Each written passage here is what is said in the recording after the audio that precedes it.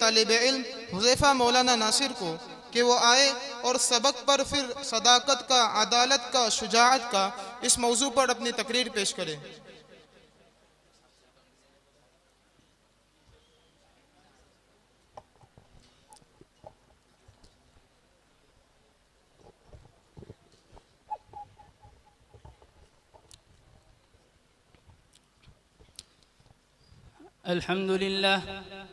अल्हम्दुलिल्लाह वहदह वस्सलातु वस्सलामु अला मन ला नबिय्य बअदह, अम्मा बाद।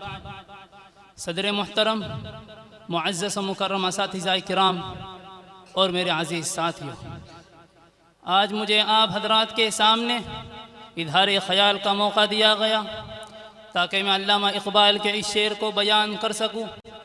सबक फिर पर सदाकत का, अदालत का, शुजाअत का, लिया जाएगा तुझसे काम दुनिया की इमामत का। तो इस शेर को महसूस करते हुए मेरे दिल से आह निकली और सुकूत के आलम में मैं ये सोचने लगा कि गूंगी हो गई आज जुबां कुछ कहते कहते, हिचकिचा गया मैं खुद को मुसलमान कहते कहते। ये बात नहीं कि मुझको उस पर यकीन नहीं, बस डर गया खुद को साहिब ईमान कहते कहते। मेरी अलमारी में गर्द से अटी किताब का जो पूछा, मैं गर गया ज़मीं में कुरान कहते कहते, मैं गर गया ज़मीं में कुरान कहते कहते। हज़रात, हमें सोचना होगा, क्या आज सदाकत, अदालत और शुजाअत हम में ज़िंदा है? तो चलिए बात करते हैं हमारी अदालतों की। तो क्या हमारे अदालतों में बैठे जजों के ज़मीर ज़िंदा है? बल्कि सच तो ये है कि हमारी अदलिया तो कब से अदल का जनाजा निकाल चुकी है।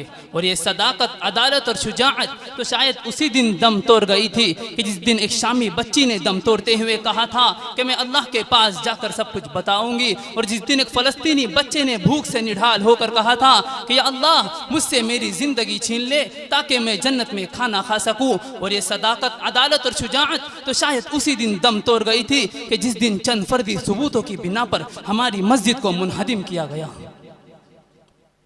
हज़रात, दुनिया में लगे ये तमाम तमाशे हमें सूरत हाल की नज़ाकत का पता देते हैं कि सूरत हाल नाजुक हुई। जब हमें नफ्स मारने का हुक्म मिला, हम ज़मीर मार बैठे। सूरत हाल नाजुक हुई जब तालीम हासिल करने का बुनियादी मकसद महज नौकरी का हुसूल हुआ तो मुआशरे ने नौकरों को परवान चढ़ाया, रहनुमाओं को नहीं। सूरत हाल नाजुक हुई जब उम्मत में सच को मुंह छुपा कर जीना पड़ा। और जब उम्मत में सच को मुंह छुपा कर और झूठ को सलाम करके जीना पड़े तो आवाज़ें किसी मसीहा के मुंतज़िर दम तोड़ जाती है।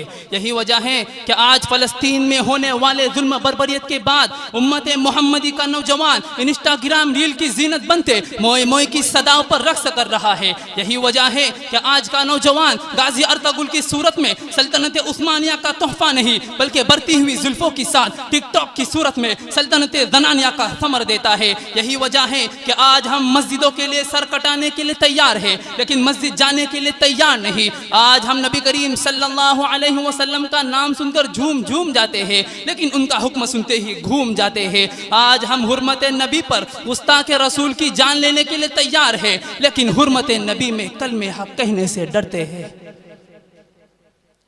हज़रात, इन वजूहात के अलावा एक बड़ी वजह यह भी है कि आज जुबां बिक गई और कलम गुलाम हो गए। और जब जुबां बिक जाए और कलम गुलाम हो जाए तो हर मुश्किल घड़ी में आसमान के जानिब निगाह उठाकर अपने रब के सामने दामन फैलाने वाले मुसलमान आज यहूद और नसारा के दरवाजे पर कशकोल थामे भीख के तलबगार बने हुए हैं। जब जुबां बिक गई और कलम गुलाम हो गए तो तख्तो ताज के वाली कदमों की धूल बनकर रुसवाई आम हो गए। तो फिर कलम की सियाही के बजाय खून के कतरों ने बेइख्तियार कहा कि वही ताज है, वही तख्त है, वही जहर है, वही जाम है, ये वही खुदा की जमी है, ये वही बुतों का निजाम है। बड़े शौक से मेरा घर जला, कोई आंच तुझ पे न आई थी, ये जुबां किसी ने खरीद ली, ये कलम किसी का गुलाम है, ये जुबां किसी ने खरीद ली, ये कलम किसी का गुलाम है।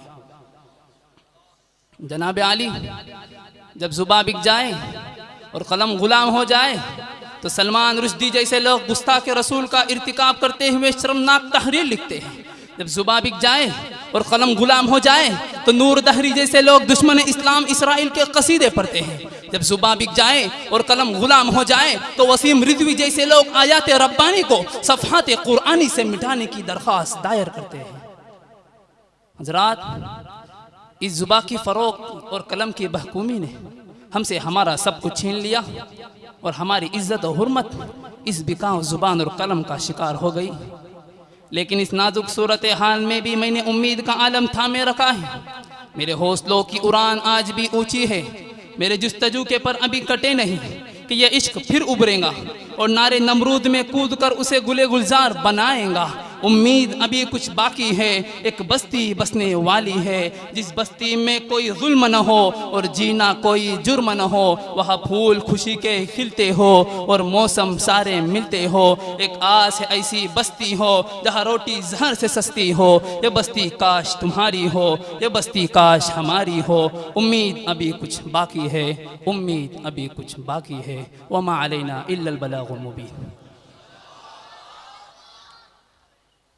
माशाअल्लाह, बहुत खूब। ये थे हमारे हुज़ैफ़ा जो अपने बेबाकाना अंदाज में तकरीर पेश करते हुए हमारे कल्बो जिगर को गरमा रहे थे। मैं इस मुकर्रिर के लिए एक शेर कहना चाहूँगा कि आँखों में बस के दिल में समा कर चले गए, आँखों में बस के दिल में समा कर चले गए, ख्वाबेदा ज़िंदगी थी जगा कर चले गए। माशाअल्लाह। इसके बाद अब मैं दावत खिताबत देता हूँ अरबी पंजुम के तालिब इल्म बिलाल फ़ारूक को कि वो आए और दिफ़ाए सहाबा पर अपनी तकरीर पेश करे।